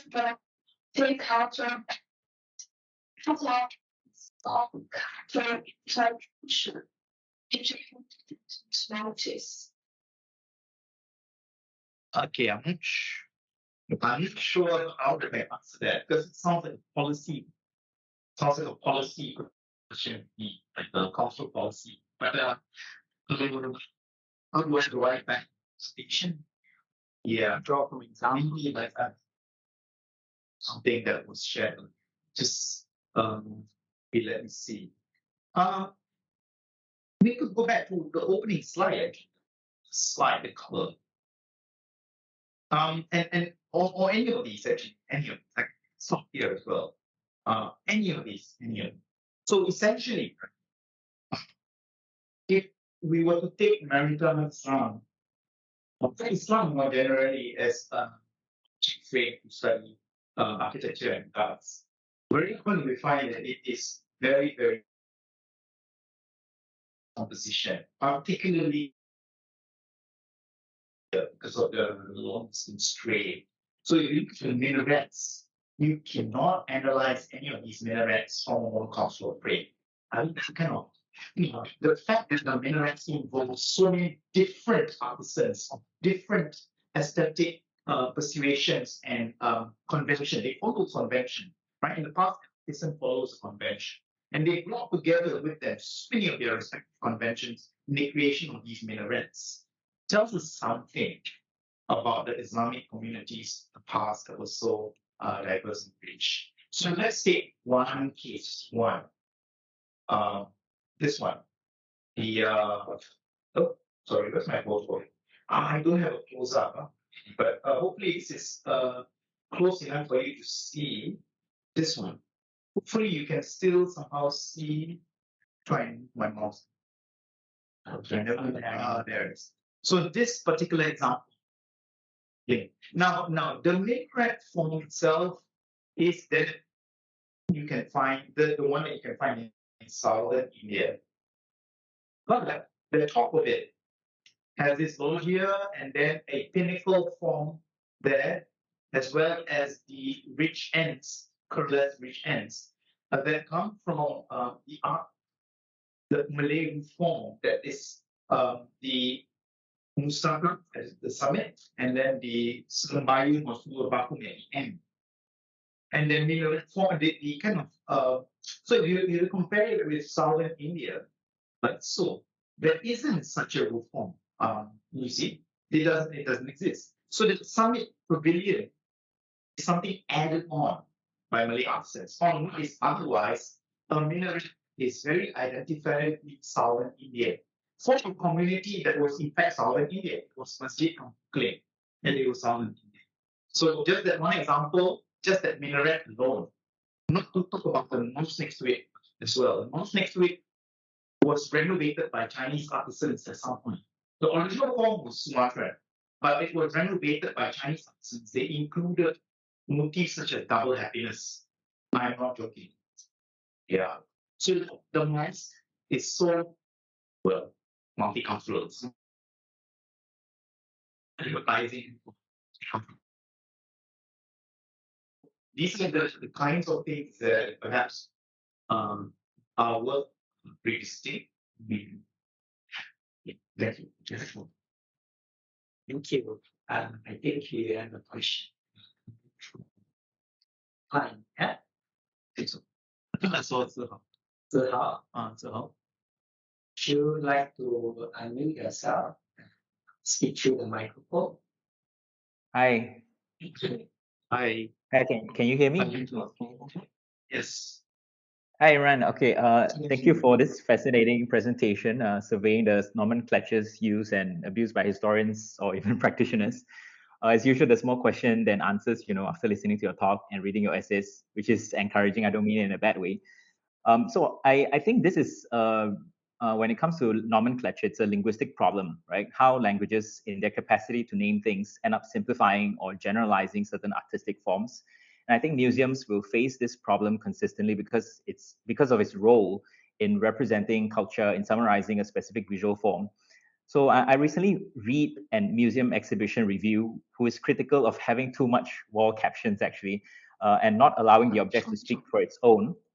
The writer, the reviewer, is not against caption, but it becomes an overkill where museum captions are definitive and there's kind of information overload. And also considering like today we have this affective turn, museum studies or curators sometimes begin to privilege how material cultures bring about affective experiences. But in the field of education, or as in this seminar, we can have the luxury of time to actually teach, to educate. There's time to allow for these layers of meanings to surface. But I often wonder how else could museums articulate these complexities for what we often call by today's standard kind of like a distracted spectator, right? In as much as it's urgent to address these issues today, it seems that we are in an era of so-called distraction, and that doesn't seem to prioritize complexities. How do we reintroduce complexities in a society that's so obsessed with instantaneity? Yeah, that's the question. Thank you.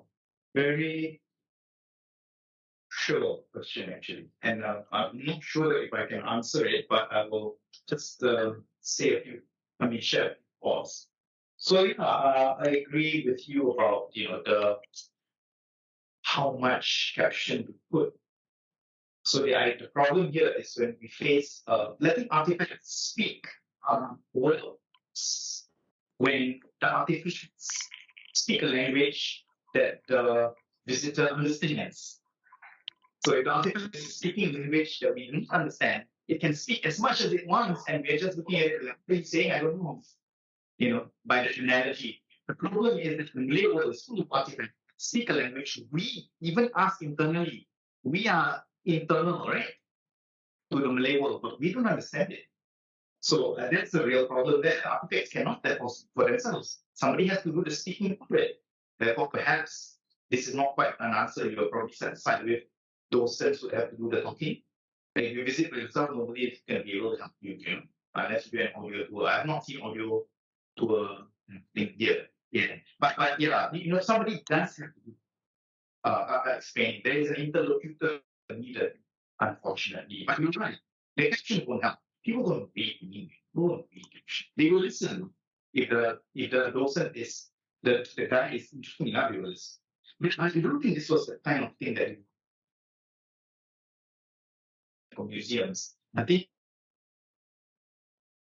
the ideal effective turn, for example, how people relate to it through other means than just the cerebral. Perhaps then even a contemporary artist, so it's the kind of engagement that you also cultivate.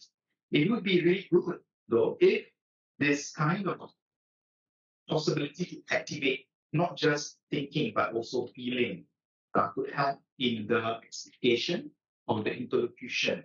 So I completely agree with you. The active turn, therefore, militates against overly relying on length captions because it's very cerebral. You got we, you got the terms, company, in the end, by the time you're done, but so the affective dimension can be conveyed better through the combination of a speaker, interlocutor, and effect in storytelling and so on. So I don't know.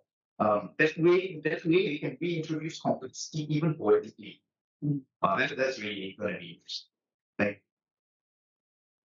Yeah, does that answer your question? Or is that pushing you to also consider certain, effective strategies or practices that museums, putting in practice today? Do you want to respond? Oh, wait. Maybe he has to unmute.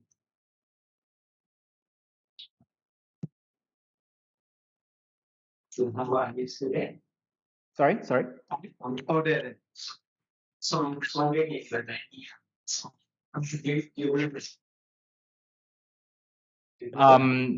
Response, is it? Hello, can you hear me? That's Okay, thank you for the offer.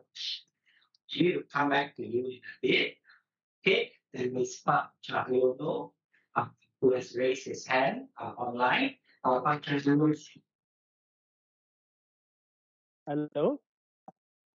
Hello, can you hear me? we can hear you. We can hear you. Okay. We can hear you. Not with you. Yes. Thank you, Pak Imran, for a very informative presentation. I'm sorry I joined a bit late, so I didn't really get the beginning of your presentation. But anyway, I would like to ask a very simple question. You showed three different kayons. Could you give more detail about the kayons because they look very unfamiliar for me? Thank you. Do you want to eating your question? Sandwich, I thought I think that you were talking about the Taiwans, right? Yes, sorry about that. So yeah, you're right. I didn't explain them at all. Oh. How do I know? I'll just display it. Oh. So you don't recall where the slide is. Here. Yeah. Yeah, these are all from the what in Kelantan is called Siam edition. They call it Valencia, but close Kelantanese. And there are complex reasons why they call it Valencia. But yeah, that kind of answers your question. So this is from there. I think that I forget which one. It's actually from Kedah as well. These are one taken from Font and Soul or Jiwa and Jiwa, which is the catalog produced by Syed Ahmad Jamal. The further details on it, I'm not completely conversant with origins. I have it written down somewhere, but I can think you're interested in this. No. I think they can't speak back. This is problem. Yeah, no, but they are muted. Yeah, I think that's problem. So that's why he raised his hand. They can unmute it. They can. Can you unmute, Jane? Because you're muted and your hand is raised. So you think they can't. Okay, so yeah, so we can speak separately of this. The one in which say is from Kedah, right? But it will feature of the wishing tree. And they are either flanked by nagas and monkeys, and then there are also little figures of the face and so on. So they come from a different iconographic framework than the kayon that we see on in Central Java, at least. Yeah. Yeah. Thank you. Okay. Yeah. Thank you. Thank you. Thank you for sharing thoughts. Do we have any questions from our audience here? Yes, please. Please introduce. So by many it is here. So and you mentioned about museums. So it's as well. And it kind of bothers me when I teach students like how to design museums and we think about what the architecture, the creation, state of Gara, this kind of stuff as a good example of visual identity for the nation. Like you mentioned, like how do we go beyond the Western canon architecture, say, and how do we like introduce this kind of complex identity that we had in the past and then like moving forward future for architecture. I think this is very, very difficult for us in architecture. So I mean, you would have try to share some evaluation.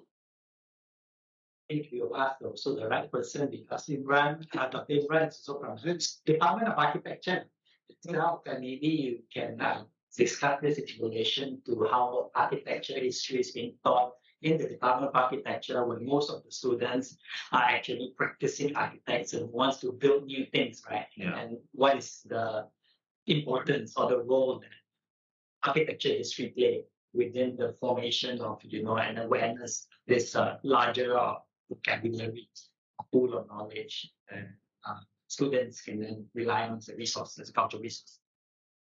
Yeah. Sorry. Yeah. Thank you, Imran, for the question. That's a very difficult answer, I think. Even though China says I'm from Department of Architecture, doesn't mean that automatically qualifies me. No less than how just now. Museums doesn't mean I can answer it. But I think your question is there a way to rethink how we design for experiences in museums? Am I right? Now the problem here is that museums are a very artificial way of recontextualizing objects away from their original settings. I think that's what I was trying to say. So we have to accept that museums are by definition already recontextualizing things. And people are saying we need to remove these things out if they are, let's say, revered objects or if they are ancestral heirlooms. Why are they there? Take it back. So in fact, it might be moving towards a demuseumization of artifacts. So we can't even talk about earlier about how do we, because if you want an effective response to an object, in its origins, why put it in a museum? Oh, but we can't do it. Can't be a direct like that because museums still have a place for certain objects. Not all objects can be returned. So maybe coming back to your question, I was going to put it out. Museums are problematic in there. But let's say we say, okay, there are many objects that can be returned. There's no such thing as a returning this object. Then what are museums about? Like I said earlier, interlocution cannot be an object. It's a very I just find it very idealistic to say things speak for themselves. No, they do not. They never do. There's always interlocution, whether it is verbal or textual. And there is no art discourse without this interlocution. So let's not pretend it doesn't exist. Therefore, the museum has to facilitate this interlocution. How it does that? Is it an architecture matter or is it a program matter? I don't know. I think it's more of a program matter. We shape experience. But beyond a certain point, so maybe for one thing, the affective turn includes being able to touch, being able to, this is a nightmare for curator. Really, we want people to touch it and feel it. Wow, no, exactly. You must, all sorts of things idealized, but in reality, some of the subjects you cannot touch. I'm sorry. So then you have photographic. I mean, these are the ways, and I don't need me to say it, but maybe architecture has to facilitate these new, what do you call them, new strategies of presenting and allowing for the interlocution and experiencing objects. Sorry, sometimes I'm not being sarcastic to anyone, I just sound like this because people have feedback to me. I'm not being anyone. I just always sound like this. But yeah, and also the point is that museums probably we have to rethink because right now with gallery, I hope that kind of answers it.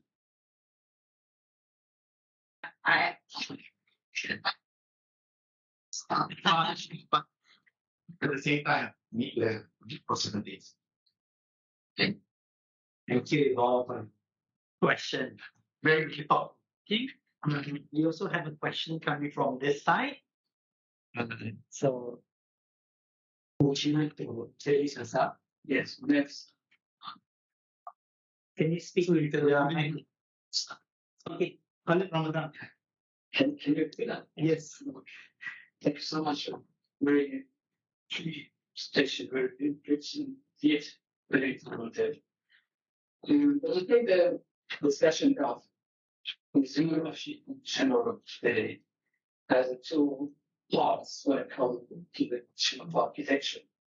Because we're talking about the shape of a museum, like in the controversy of Bauer Museum designed by Frank Pekin. This is a completely different debate because here we have an architectural piece that's supposed to be a museum actually kill the artworks display inside. So people go there to see really not the image inside. So there's two different debates here. When it comes to the museum collection, there is a week around one to somehow restate, restudy, revamp, reanalyze museum collections. And actually, once in the Western world, there is this kind of working consensus, we start to see libraries, higher curators, as museum directors. We start to see a shift in the interpretation of the collection of museums. Looking on because I know one statement, Islamic is but it's important to this issue. And some museums are really questioning the collection by inviting external curators from different ethnic backgrounds to look with a fresh eye at the collection, interpret it pretty of respect. Even in the archaeological world today, Sphinx, is it African king or was it an Egyptian king? There is no general agreement among the archaeologists till this very moment, not even on the age of the pyramids. So when it comes to the collection itself, particularly in the antiquity museums, we're seeing some curators coming in and actually recognizing the collection which the people have seen for 20 for 30 years and giving it a completely different narrative. They see it 180 degree view. So this is an positive thing. If you go online, you will find a lot of the blogs about this awakening I'm referring to, and you will find Native Indians, African Americans, curators, and museum directors should be not planning for that at all. At all. But we refer to in the Arabic world the Harufiyya, which is letterism. And I'm not referring to letterism, the movement of French. Yeah. That is not referring to the letterism. It's the Harufiyya in Arabic. After the Second World War, we have noticed the letter sets of economy that was massively demonstrated on facades on architecture facade and it's declining that it moves actually from architectural facade so the visual art world becomes painting and sculpture. Do you also trace that when it comes to the Jawi language letters? And this is the transition between from architecture to the visual art world. Okay. Good. Okay. Thank you. Mr. Imran, comment. And just put a comment earlier. Maybe you can talk in terms of, but okay, so Hufia, I'm not an expert. In fact, and incidentally, Answer always here is what I'm interested in. But I think I wish, we could, the question you asked, the wish for the Malay World, Maritime Southeast Asia, we could actually say more about this. But unfortunately, we don't have a proper survey of all of the inscriptions that may have existed or that still exist actually on buildings. There are firstly very few, but they exist. It's not that they do not.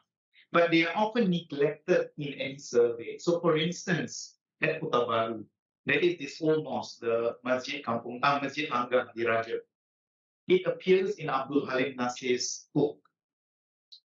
But he does so much, okay, for one thing, let me just qualify. But even a person who is as comprehensive as Abdul Halim say, I think forgot for some reason to mention that there is a small inscription at the wall between the external and the internal there. And I saw it to my astonishment just 3 days ago. It has the date as well. So things like this. So there is no comprehensive survey. In fact, there are very few articles, one of which written by Tan Hui Sim from Singapore in 2017, signed by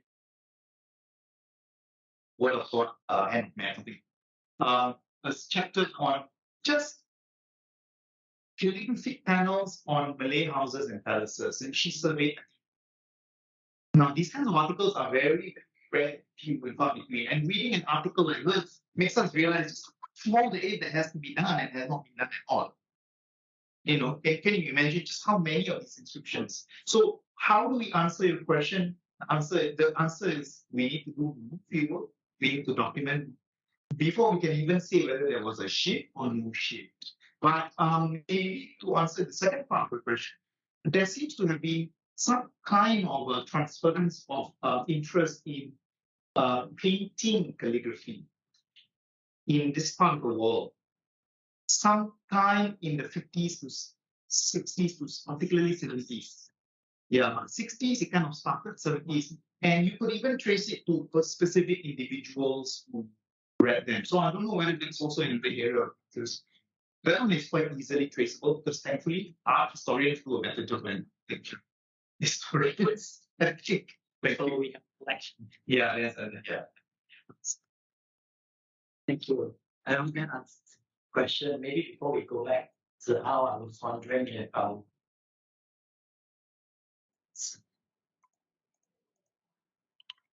Hi. Sorry.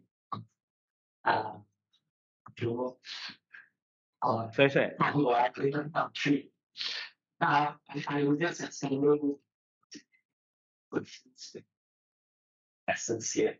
Yes.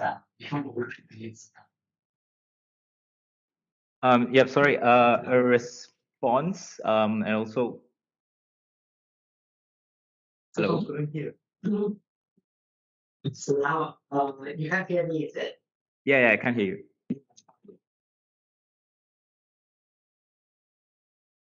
Okay. So I'm not sure you get me.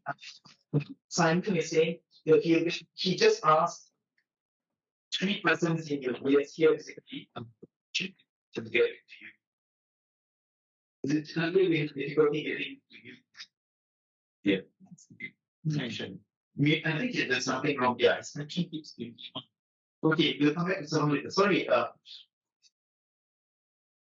Oops, so hard. Yeah. Thank you very much for the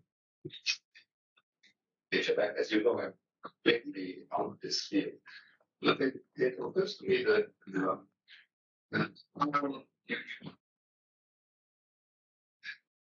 must be that elections, one crucial election is the very Islamization of this region. I personally don't.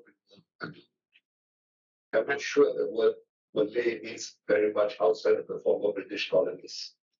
Okay, so I think Japanese people, for example, do not appreciate being called Malay. Yeah, absolutely. Yep. Well, that's like It's all something that's seems to be still for the how we think Islamization and how it influence the aesthetic. So if, for example, all debates used to be whether Islam came here directly from or the Masai debate and the Aceh and so on, whether it came through India, through South Asia, and immediately it came through China, okay? So each of those have implications, presumably, for the aesthetic forms in us. So, for example, the Japanese, for example, acknowledged that Islam comes to Java through China in Guangzhou. What are the implications? And the implications presumably are very different. Islam, which say comes from say the Dravidian zone, Islam, which comes from the Hyderabad or some other place there. So all this, I think, and of course the periodization becomes important because there is a lot of evidence now that Muslim traders were going through this region more than a millennium ago, but there was no mass Islamization until arguably the 8th century. So what is that? Why is that, and how uneven was that, and what has implications, for example, for the development of material culture, and specifically for even aesthetic senses? The idea of, for example, the minaret being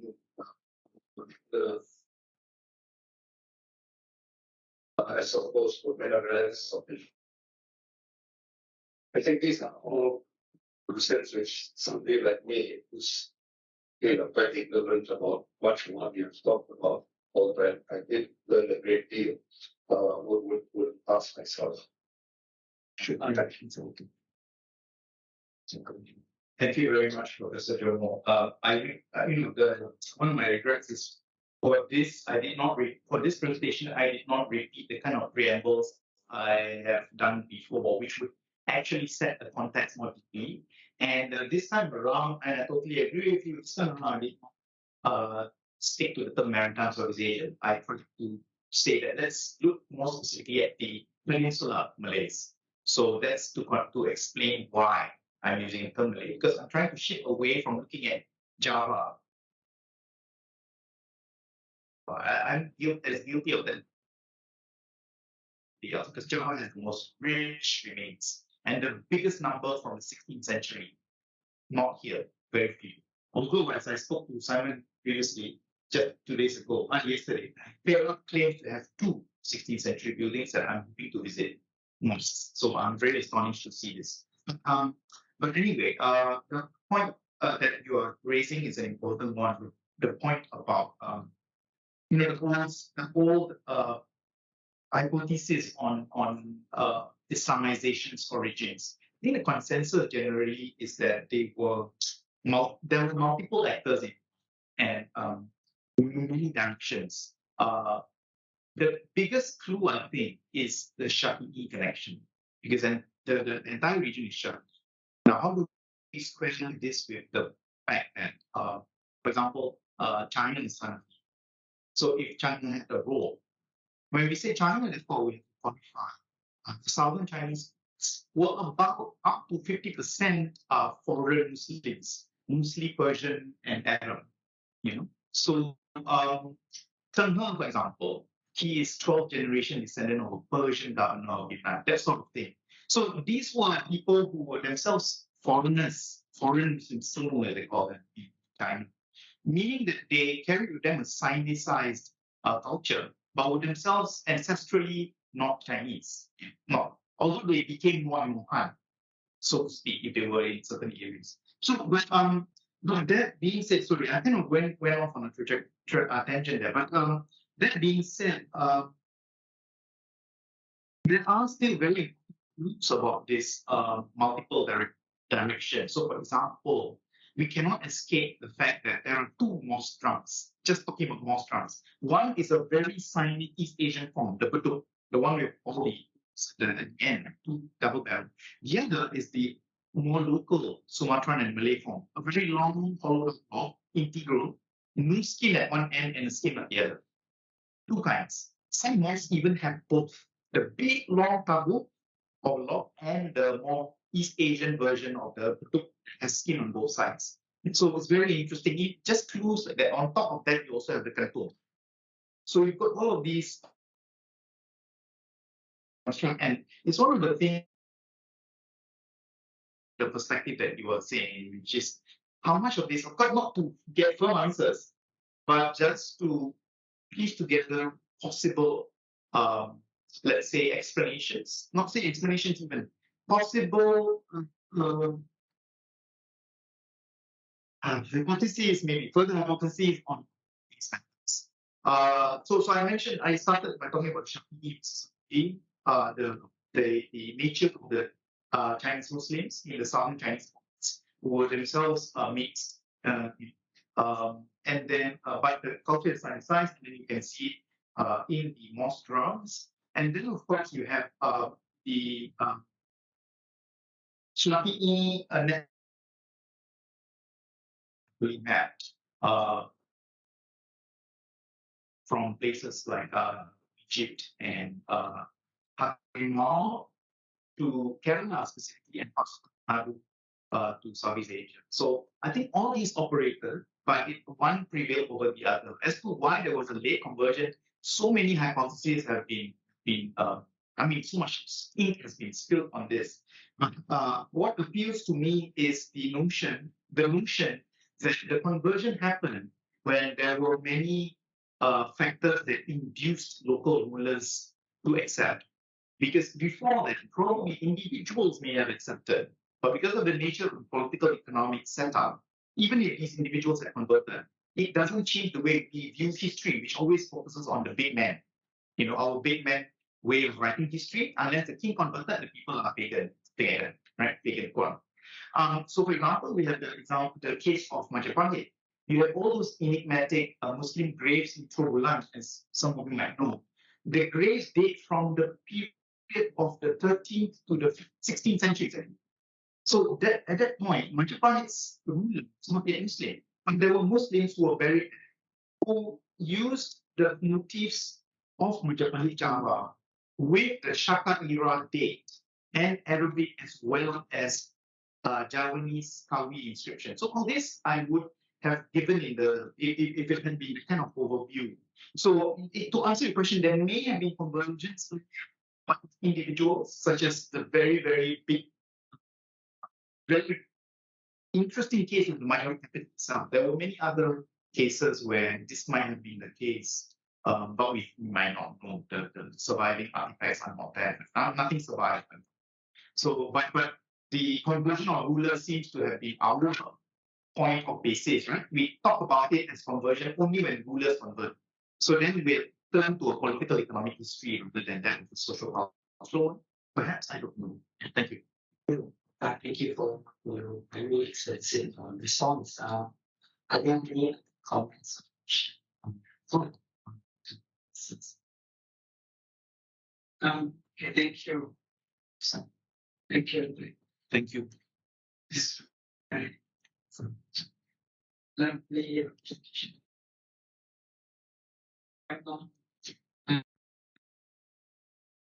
Thank and the cultural practices. And I'm interested to look at the way of reading or reading or research. This kind of makes lecture has thing to do with the context of syncretism in your extent, because through our cultural observation or analysis, we look at the syncretism very much one point in the context of this belief and the cultural practices. And according to this type of lecture, you come across with this syncretism, your study regarding this. So that's why.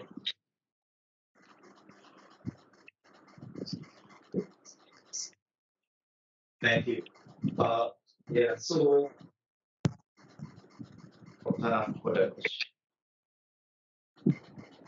I probably, because again, I regret that I did not present the long preamble, because long preamble would have allowed us, I instead jump forward. But the answer can come in many forms. So, because there's so many examples. Maybe one example that is really interesting for me is that I mentioned the form had the Mustaka and the Summit, and then the Rome, right, the ridge as an ornament at the end, which is also a backbone and different names. Now, what's very interesting is that this form alludes, we can reconstruct it from nomenclature, what it means.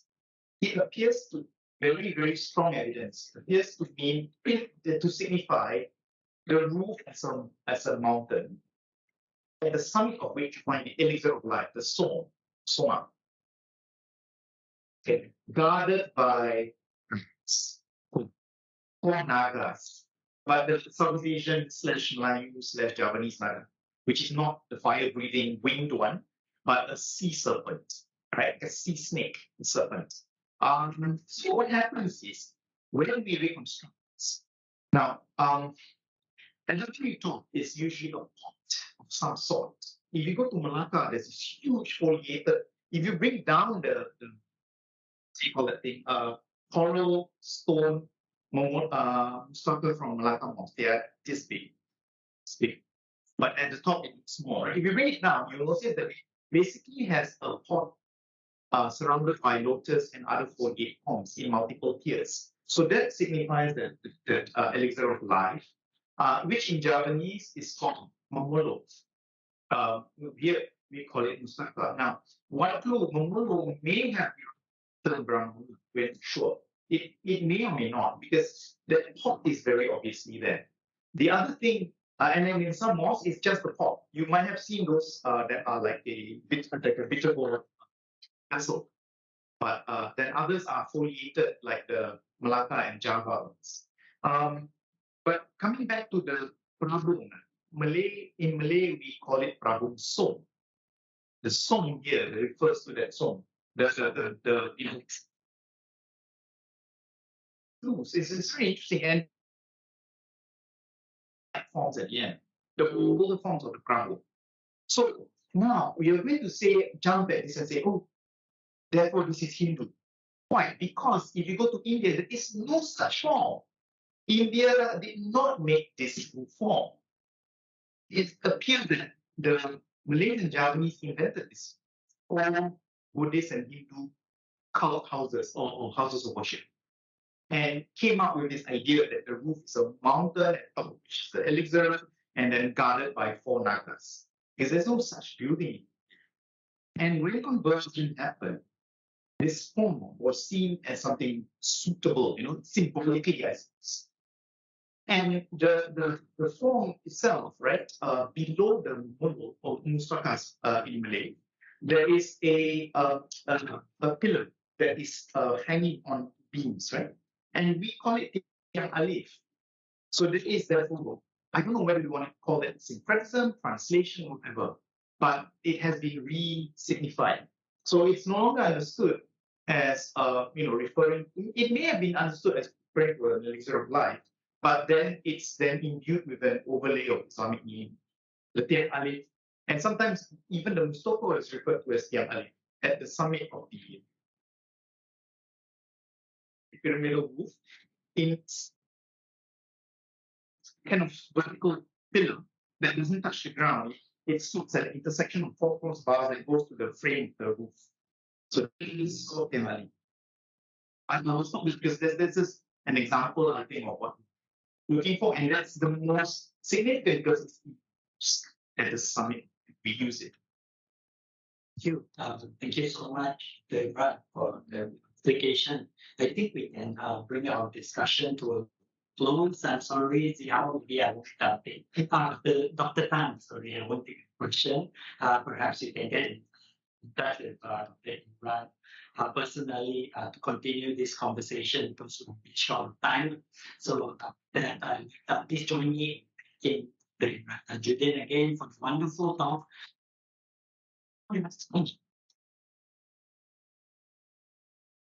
So very it with very good. So it was just yes. So I would say everyone for coming as this happened. And thank you so much. Have a good Thank you, sir. Thank you.